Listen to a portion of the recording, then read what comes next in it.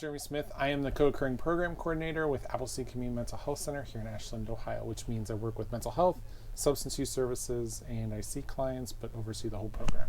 Very cool. Well, thanks so much for joining us today. Yeah. If you could start off by sharing how you got into the field, what brought you to, working in this space. Yeah. So I have an interesting aspect of, I'm a very logical person, and so I went a completely different career path for a while, but I'm a very religious person, and so in doing some of that stuff, I got to see some of the people that really struggled with some of the things that are going on, and so really my heart is to see individuals who are maybe at a place where things are just really struggling for themselves, people that don't have others to speak out for them. So working with children, working with people in substance use, people involved with child protective services, community-based mental health services, we know for a lot of people that don't have those resources. So that's always been something that's been truly wanting to help those that can't speak for themselves in a lot of different areas of life. Mm-hmm. How do you advocate for people with substance use disorder and or co-occurring mental health conditions? I think that when you talk about advocacy, in general, there's a lot of good things, but in a rural setting, so for those people that don't know, Ashland's a pretty small town. It's a university town.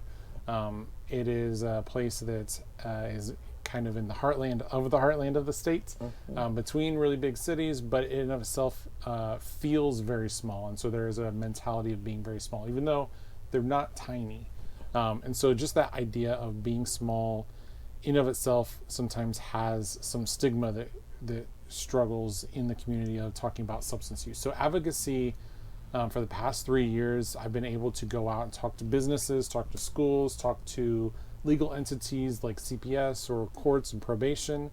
And a lot of the conversations have simply been helping them understand what substance use is and some of the barriers and why just throw them in jail may not work, or just discount them, cut them out, don't worry about them, expel them. Those type of things just do not work. And removing the barriers of stigma has been huge. Advocating can go into a lot more other things with regards to even doing something like this, about telling your story, about getting into peer support, about being able to own something within your company, within your organization, to maybe have an AA group even on site of your company. But for the past 3 years, it's even been the step before that of just simply trying to have conversations, know where there are places that it's safe to talk about this, because if you go to your business and you talk about substance use, you might get fired for it, right? To be able to have that conversation and know that there's not going to be those repercussions of, this is something I've struggled with, this is something I still struggle with even if I'm not actively using, and to not worry about the ramifications of that. But then advocacy also is trying to be able to feel comfortable talking about your story, to be able to own the fact that this is something that's been part of my life, and to say it out loud for other people when it's hard to even tell friends and family about this, or maybe you burn those bridges and to go repair those relationships. So advocacy can look like work, it can look like play, it can look like reuniting families, or trying to go back to those friendships, getting jobs, just the life that you want to live for yourself. You talked about businesses, and since COVID, it seems like virtually every place we go, there's help wanted signs all over the place. Yeah. And then we also know that there's people in those earlier stages of recovery that are struggling to find employment.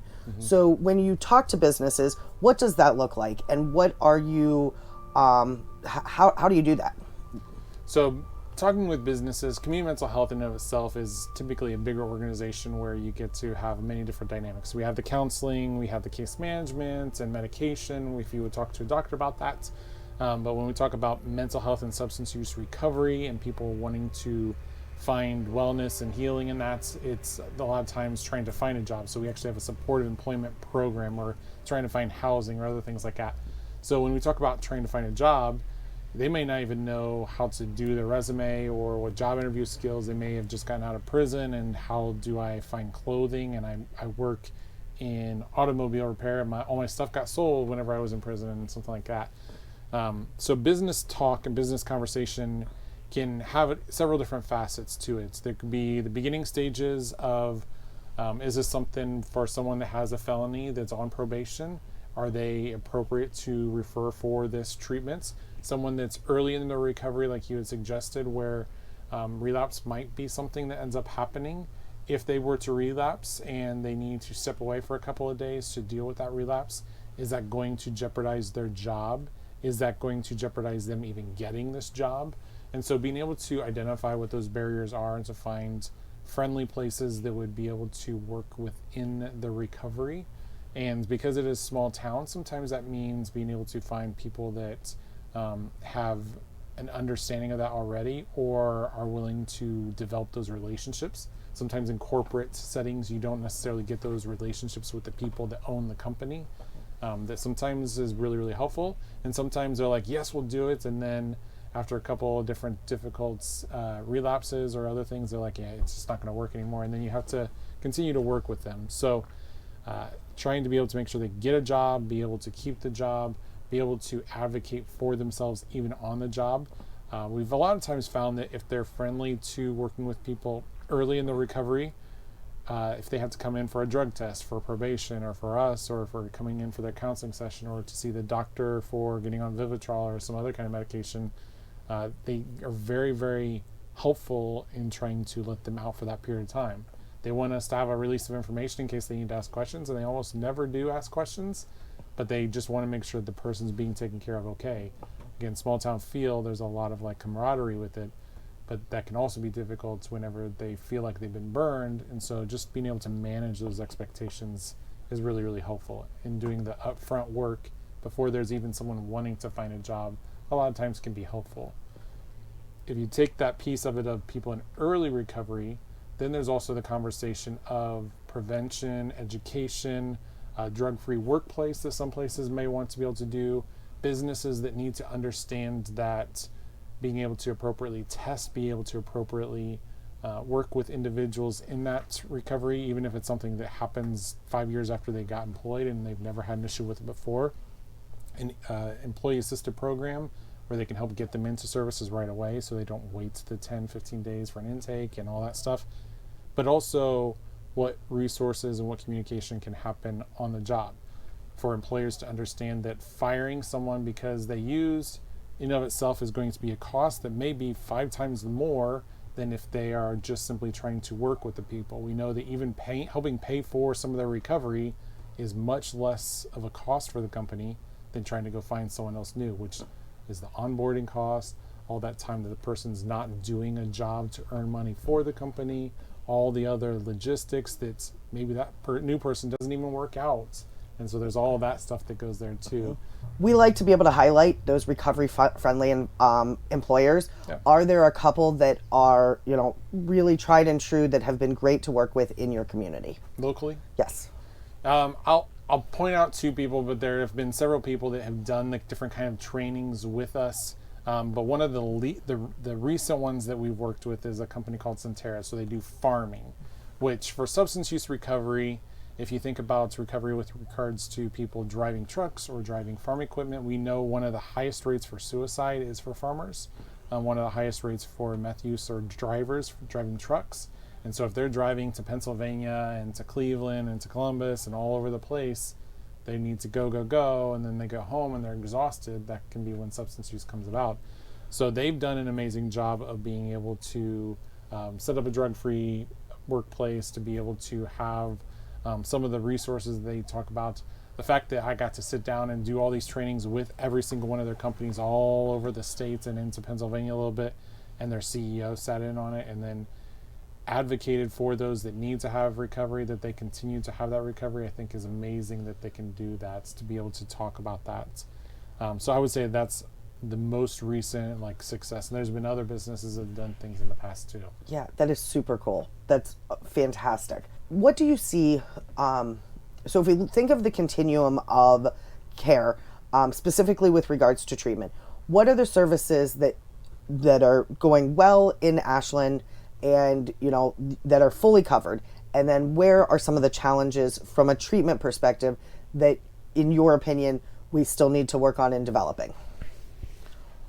I think when we talk about services, the biggest thing that is being offered right now in Ashland is we're doing great with individual counseling. We're at a place where we are talking about mental health and substance use treatment to be able to address both of those in the same place at the same time, to be able to help with that. If I had to give a shout out to the Ashland community in general, they do an amazing job of taking care of their kids. And so when we talk about child protective services, the children being removed from the home because of substance use, I know there's always negative experiences that come with child protective services, but we have a program in our county called School Liaisons through Appleseed, where it's a paid position. It's been going on for 20 years now, that this person is in the schools. They have an office typically right beside the guidance office, and they are available for mental health or substance use services. They're going into classrooms sometimes to teach the entire grade or the entire school about ACEs. They're having offerings for prevention work if they get in trouble with the school. A lot of times it's not you need to go straight in front of the judge to talk about this. It's, okay, we're going to talk with your parents. There's still going to be consequences with this, but we'll lessen those consequences if you're willing to sit down and do some prevention work with one of these people that we have. They're opening to the local community center. One of the local agencies does an evidence-based program, one of the ones that's recommended by the states to engage with little kids, with middle schoolers, with high schoolers, so they get that understanding of substance misuse, but not even just don't do drugs is bad, but if you're taking care of your social environments, you're probably taking care of your substance use. If you're addressing your mental health, if you're working on your grades, the likelihood of you struggling with substances can go down. The fact that you have those investments in your life with the school has been huge, even to the point that, this is a little off topic with substance use, but really, really helps those struggling with it. One of the schools has interacted with those that have had the highest ACE score, where they are really struggling. Just, there's been a lot of stuff in the home life, even things that they had nothing to do with. And school teachers and administration and janitors have helped identify who those individuals are and said, we're going to try to engage with them every single day. Something, hey, how are you doing today? That in of itself can do something for that individual. Hey, you look like something's wrong. Is everything okay? Hey, did you get a new haircut? I like it. To make sure they say something to them every single day for the entire school year, just because they know that that ACE score has been high and there's a high risk for how that can affect them in their academics and their school life in the community when they become 18 and go live their life too. So that's been something that's been huge within the community. Beautiful. And if you could do 30 seconds of what ACEs are. Yeah, so ACEs stands for Adverse Childhood Experiences. There's 10 questions that you would do, and if you go look at some TED Talks, they greatly describe it. But the idea is that if you've had someone in your home that's gone to prison, has died, has struggled with mental illness, has had substance use, all these other areas of life, it can affect that individual's life for the future. We know that a high ACE score will indicate that there's potential for risk of substance misuse, for mental illness, for not getting married, for not getting the job you want, even for like a shortened lifespan, heart disease, cancer, things that you wouldn't be like, oh, that makes sense that your dad died, so now you're going to die sooner. But we know that there can be a correlation. Doesn't mean it's a death sentence, doesn't mean you're never going to be able to accomplish the things you want to, but they potentially will become severe barriers for you in your life. So that's fantastic, the work that has been done with children. For adults, say somebody has a substance use disorder, kind of your typical person, they meet the criteria for, what is it? Not significant, that they have intensive substance use disorder. Yeah. What would be a typical path for somebody in the Ashland County area? Sure. So you had asked about what are some of the shortcomings as far as this too. So this kind of plays into that. Right now in Ashland County, there is no intensive outpatient services. There's no withdrawal management. There's no inpatient treatment within our agency. So that means we have to do a lot of collaboration with out of county. And that can become difficult if they qualify for intensive outpatient therapy, which means 9 hours of some kind of treatment, typically a lot of groups and some individual counseling, or however it's structured typically. Then that means they're driving 30 minutes every single day, that they go to therapy 4 or 5 times a day, or 4 or 5 times a week. And on top of that, they're trying to work a job or raise their kids, which might be part of their recovery because they've gotten their kids taken out of the home. Maybe they have to worry about being incarcerated, or they aren't allowed to drive. All these limitations that have with that. So there is some limitations when there's much higher level needs outside of the outpatient services. But at least within the outpatient services, typically you come in for an intake assessment. I'll only speak to our agency, but we have a policy that we've been trying really hard to. It's just self-applied to us of from the time we talk to them about them wanting to get into services, we have 5 business days to get them an assessment and start the process of getting them into groups. So they could be in group the very next day to be able to get that going for themselves. So we have some groups. We have some medication-assisted treatment. We have to partner with outside agencies if it's an agonist medication, so medication that acts like the substance they're trying to get off. But we do have some in-house stuff for antagonists, things that don't act like that. But to be able to offer case management services whenever you are struggling with housing or food or transportation needs, these are all barriers for people to even decide to do treatments, let alone for them to say, I'm going to be successful for treatment, and then be able to help them be successful. It's one thing to say, you know what, stop doing drugs, take care of your mental health.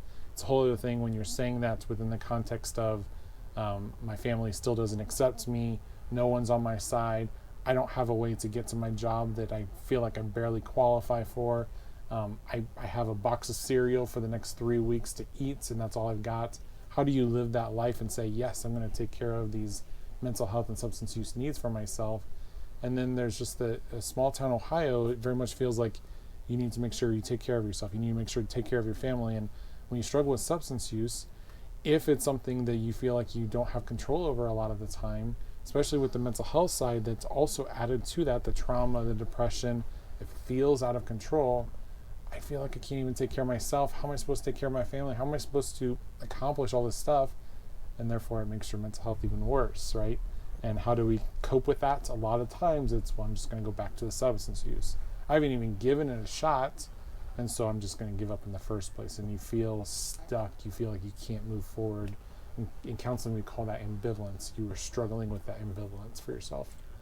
So could you share some words of hope that have spoken to you or that you have seen to be effective when somebody is struggling? I have a genuine belief that recovery starts when you decide that you want your recovery. And if you want your recovery and then you slip back into that relapse, that old ways of behaving, and to be fair, relapse is not a substance use term, right? We can fully take care of our substance use and still be struggling with mental health, and we relapse into our mental health, and we don't leave our bed. We become so paranoid and anxious that we break down crying, that we can't even do our job. Those are relapses too. So if we want to engage in our recovery, that's the time that change starts for ourselves. And so we can always pick back up where we are at. We are never too far gone. There are always some kind of people out there that will want to walk alongside you. And when you get into recovery, make sure you find what works for you. If you don't like your therapist, ask for a new therapist. It's okay. Now, did you give it the best opportunity for yourself? If you didn't do that, maybe you need to do that a little bit better. But if you've been involved in treatment for a month, 2 months, 3 months, and it's just not working, and you think maybe there's something else out there, I'm just not clicking, that's okay. Because sometimes people need different things. Or maybe you've been trying to become sober, and the best thing to do was to move.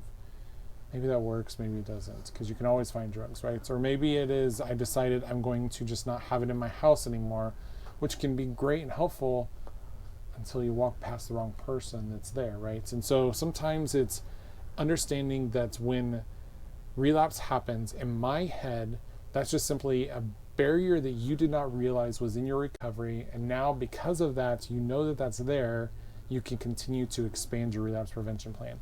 Treatment and counseling is not about finding a foolproof plan for never touching substances again. It's about being able to create that relapse prevention plan where you can continue to develop yourself.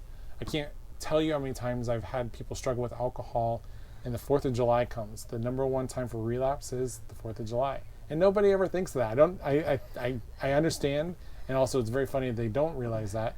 And the 4th of July happens, and they find themselves drinking, and they didn't mean to. And so they need to get back on the bandwagon to continue their sobriety. But they didn't think about that, so now they know every 4th of July, who am I going to be celebrating that with? And it probably isn't going to be the people I had before for myself. Or whenever my mom died and I grieved so hard with it that I want to just feel numb again, who am I going to have 3 weeks ahead of time say, so how are we doing this? Who am I going to be around? Things you just didn't think about before, so you relapsed. and you can continue to move forward for yourself. You just have to realize that that was a barrier you didn't know about, and now you do, and now you can be even more successful for yourself. So, can you help us understand the how mental health and substance use disorders interact, and how you what your approach is to being able to support people who have co-occurring conditions? Sure. So counselors will have a different style of how they would want to do counseling for many different reasons, for many different approaches, and it's not that they're bad, they're just different. I'm a person that cheats and says I'm an integrationalist. I like a lot of different reasons for a lot of different purposes. That doesn't get you hired, so you got to find one that you become really good at. But I really do genuinely believe that there are a lot of different approaches to that. Yet we know that with regards to substance use and mental health, that there's a high correlation between the two. We have that domestic violence shelter in town, and so whenever we struggle with domestic violence, we know that substance use tends to be high on it. Well, thank you so much for coming out and sharing your experience, the work that you are doing. I have to say, it warms my heart so much. The advocacy and education work that you are doing within your community, there is such a need for that, and you are really making a difference.